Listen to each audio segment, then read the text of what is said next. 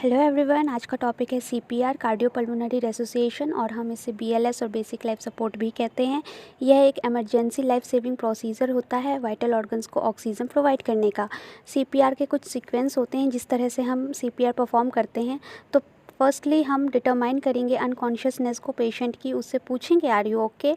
फिर हम उसकी कैरोटिड पल्स को असेस करेंगे 5 to 10 सेकेंड्स तक। हम चेस्ट कंप्रेशन परफॉर्म करेंगे एंड देन ओपन करेंगे विक्टिम का एयरवे और ब्रीथिंग चेक करेंगे और डिलीवर करेंगे हम ब्रीथिंग को।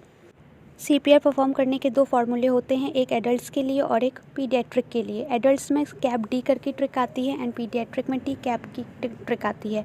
कैप डी का मतलब होता है सी से कंप्रेशन, ए से एयरवे, बी से ब्रीथिंग एंड डी से डिफिब्रिलेशन।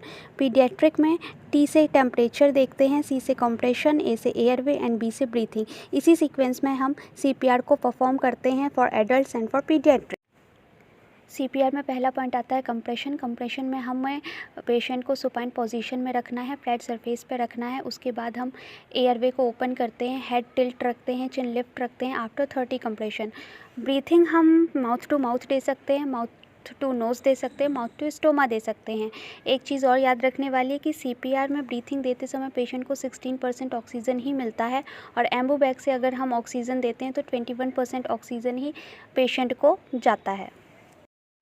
सीपीआर में कंप्रेशन के टाइम वेंटिलेशन रेशियो क्या होता है? तो अगर एक रेस्क्यूआर है हमारे पास, एडल्ट्स का 30:2 होगा, चाइल्ड में 30:2 होगा। अगर हमारे पास दो रेस्क्यूआर हैं तो एडल्ट का 30:2 होगा और चाइल्ड में 15:2 होता है। आईसीयू सेटिंग्स में 15:2 एंड न्यूनेट में 3:1 होता है।